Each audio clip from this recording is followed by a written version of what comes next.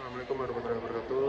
Nama saya Rika Prata Pamungkas. NPM terakhir saya 340. Di sini kami dari kelompok 5 ingin mempresentasikan hasil dari PPT kita. Oke, di sini ada nama anggota kelompok dari kelompok 5, yaitu saya sendiri dengan NPM terakhir 340. Terus ada Rizky Lamtama Sitorus, NPM terakhir 243. Lalu ada Eksya Aristawati Dwi Arya Ningrum dengan NPM terakhir 410, Alvin Niam 303, dan ada Fadelia Nafisa Rahman dengan NPM terakhir 422. Oke, di sini saya menjelaskan sistem documentation teknik. Documentation adalah semua materi tertulis seperti narasi, diagram, dan flowchart yang menjelaskan cara kerja sebuah sistem, mulai dari siapa yang terlibat, apa yang dikerjakan, sampai bagaimana data mengalir di dalamnya. Jadi tools utama yang dibahas: Business Process Diagram atau BPD, gambaran visual dari langkah-langkah dalam suatu proses bisnis. Flowchart, diagram yang pakai simbol-simbol standar yang menggambarkan alur kerja sistem. Ada 3 jenis, yaitu dokumen flowchart, sistem flowchart, dan program flowchart. Lalu ada data flow diagram atau DFD, diagram yang fokus pada aliran data, dari mana datanya berasal, diproses seperti apa, disimpan di mana, dan kemana data itu pergi. Kali ini kita akan membahas diagram proses dalam bisnis, di mana kita mengetahui definisi dari diagram proses dalam bisnis adalah sebuah ilustrasi atau gambar yang menjelaskan suatu proses aktivitas dalam suatu bisnis, seperti simbol atau gambar lingkaran yang memiliki arti memulai dan lingkaran dengan garis tebal memiliki arti pengakhiran, di mana setiap gambar memiliki arti masing-masing yang digunakan dalam proses lingkungan suatu bisnis. Selain itu, dalam diagram proses bisnis terdapat Aston yang digunakan dalam prosedur penggajian melalui 5 proses. Yang pertama, pembaruan gaji karyawan. Yang kedua, menyiapkan kompensasi. Yang ketiga, akan dilaporkan ke manajemen umum. Kemudian, akan dilakukan pembayaran pajak. Yang akhirnya, akan dimasukkan ke dalam jurnal umum. Yang dimana di sini terdapat tabel atau gambar berupa proses dalam penggajian menurut Aston melalui tahap-tahapan karyawan baru, human resource, penggajian, pembayaran utang, hingga sampai ke titik Aston, di mana akan dibuat proses jurnal umumnya. Di sini saya akan membahas tentang definisi flow graph. Definisi flow graph adalah teknik analisis yang menggunakan simbol standar untuk menjelaskan aspek sistem informasi secara jelas, singkat, dan logis. Nah, dari fungsi ini, fungsi flow graph ini adalah mencatat proses bisnis. Yang utama adalah menganalisis cara meningkatkan proses bisnis dan arus data. Yang kedua, menjelaskan prosedur pemrosesan transaksi dalam perusahaan. Kategori simbol flow graph. Simbol flow graph dibagi menjadi 4 kategori utama. Nah, dari simbol-simbol di sini ada di sebelah kanan ya teman-teman, berada di gambar situ. Nah, yang pertama ini ada simbol input atau output. Nah, di sini fungsinya itu menunjukkan input atau output dari sistem.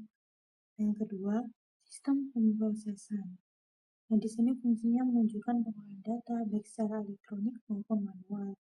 Nah, yang ketiga, simbol penyimpanan atau storage. Fungsinya menunjukkan tempat data disimpan. Yang keempat adalah simbol arus dan lain-lain yang berfungsi menunjukkan aliran data awal atau akhir flow graph, lokasi pengambilan keputusan, dan catatan penjelasan. Nah, di sini saya membahas jenis-jenis flow graph.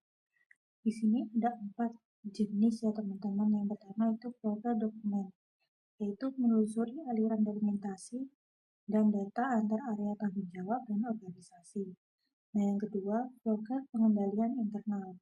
Nah, ini tuh digunakan untuk mendeskripsikan, menganalisis, dan mengevaluasi pengendalian eksternal atau mengidentifikasi kelemahan sistem. Nah, yang ketiga ini, progress system, yang menjelaskan menampilkan hubungan antara input, pemrosesan, penyimpanan, dan output sistem.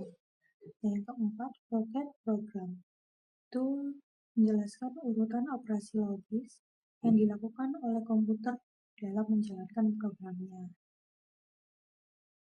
Selanjutnya saya akan menjelaskan diagram alur. Diagram alur adalah teknik analisis bergambar yang digunakan untuk menggambar beberapa aspek sistem informasi secara jelas dan singkat dan logis. Diagram alur mencatat bagaimana proses bisnis dilakukan dan bagaimana dokumen mengalir melalui organisasi. Sebagian besar diagram alur digambarkan menggunakan program perangkat lunak seperti Visio, Excel, atau PowerPoint. Dan di samping adalah contoh diagram alur.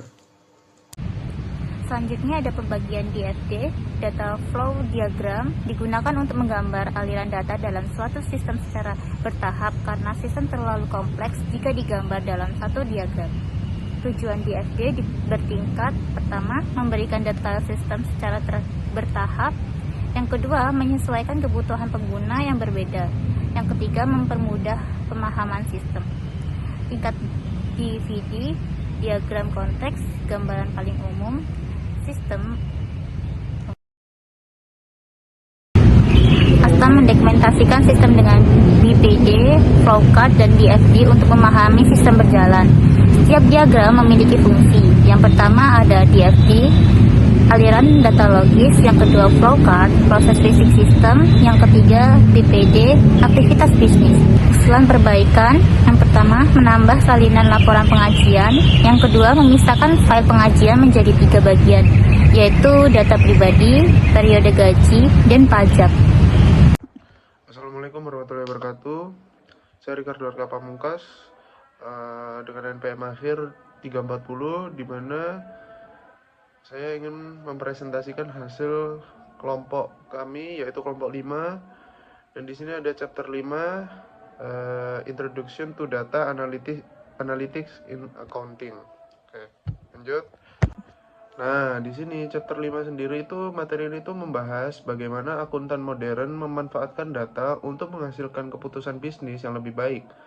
Dan juga ada pun pokok bahasan yang akan dipelajari meliputi big data dan forfeit, volume, velocity, variety, and veracity sebagai karakteristik data modern. Lalu ada analisis mindset, pola pikir berbasis data menggunakan kerangka EY, bertanya, mengolah, menganalisis, dan menyampaikan hasil. Lalu ada kerangka SMART, panduan menyusun pernyataan analitik yang tepat dan terukur. Lalu ada proses ETL, tahapan ekstrak, transform, dan load data sebelum dianalisis. Lalu ada jenis analytics, deskriptif, diagnostik, prediktif, dan preskriptif analytics. Lalu ada visualisasi dan storytelling, itu cara menyajikan hasil analisis secara efektif kepada pemangku kepentingan. Lalu ada automasi dan RPA, peran otomatis dalam mempercepat pekerjaan akuntansi berbasis data. Selanjutnya kita akan membahas tentang ekstrak data, di mana ini merupakan salah satu tahapan yang digunakan dalam menganalisis suatu data. Dalam proses pengekstraan, perlu melalui beberapa tahapan. Yang pertama, kita perlu memahami data yang dibutuhkan dan yang tersedia. Kemudian, melalui proses pengaktifan ekstrak data, yang akhirnya akan diverifikasi hasil dan kualitas yang sudah terjadi. Seperti pada gambar berikut, terdapat data warehouse, data mart yang perlu dievaluasi dan diekstrak nantinya, yang digunakan untuk penganalisan pada informasi ataupun keberlanjutan untuk suatu data. Transforming data atau transformasi data. Ini adalah proses mengubah data mentah menjadi format yang siap dianalisis. Nah, dari definisi tersebut, yaitu menstandarisasi, menyusun struktur, dan membersihkan data. Nah, di sini ada 4 langkah-langkah utama dalam transformasi data. Langkah pertama, memahami data, menentukan hasil akhir dan format yang diinginkan. Nah, kita perlu memahami data, ini berarti kita harus menentukan hasil akhir yang kita inginkan dan format yang sesuai. Yang kedua adalah pembersihan data atau cleaning data. Ini memperbaiki error dan menstandarisasi format atau langkah yang paling memakan waktu. Yang ketiga ini ada validasi, memastikan kualitas data memenuhi syarat melalui audit atau pengecek visual. Yang keempat atau yang terakhir adalah dokumentasi, itu mencatat perubahan proses agar data tidak disalahgunakan. Nah, di sini saya akan bahas tentang loading data atau yang artinya pemuatan data. Nah, di sini itu artinya adalah proses pemasukan data yang telah bersih ke dalam alat analisis. Nah, format dari data ini dimuat ke dalam database, tabel relasional, atau format seperti JSON atau XBRL. Nah, aturan pentingnya ada 2 ya teman-teman ini. Yang pertama ini integritas, yang kedua adalah standar audit. Nah, integritas adalah urutan pemuatan harus benar agar tidak melanggar aturan database.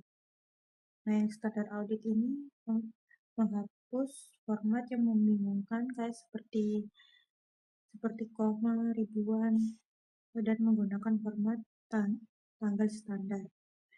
Nah, output akhir ini adalah memperbarui data dictionary atau kamus data agar alur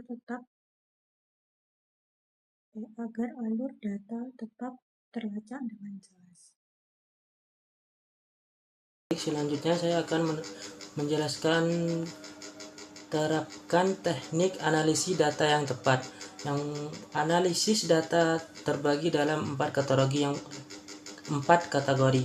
Yang pertama, analisis deskriptif, informasi yang dihasilkan dari pemeriksaan data untuk memahami masa lalu, menjawab pertanyaan apa yang terjadi. Yang kedua adalah analisis diagnostik, informasi yang berupaya menentukan hubungan sebab akibat, menjawab pertanyaan mengapa ini terjadi. Yang ketiga adalah analisis prediktif, informasi yang dihasilkan dari analisis yang berfokus pada prediksi masa depan, menjawab pertanyaan apa yang mungkin di masa depan.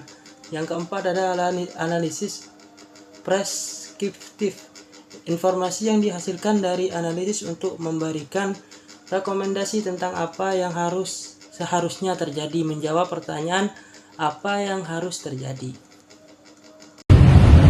Interpretasikan dan bagikan hasil dengan pemangku kepentingan. Interpretasi hasil analitik. Menafsir hasil analisis memerlukan penilaian manusia dan dapat terjadi kesalahan. Kesalahan umumnya menyamakan korelasi dengan sebab akibat. Contohnya, kenaikan penjualan bisa disebabkan iklan atau faktor lain, misalnya musim. Bias konfirmasi dapat membuat interpretasi tidak objektif. Interpretasi harus dilakukan secara netral dan profesional. Dan data storytelling menyampaikan hasil analisis dalam bentuk cerita mudah dipahami. Harus sesuai dengan tujuan dan pernyataan analisis, karakteristik audiens. Visual data, grafik, dashboard membantu pemahaman cepat. Visualisasi yang baik adalah seni dan sains.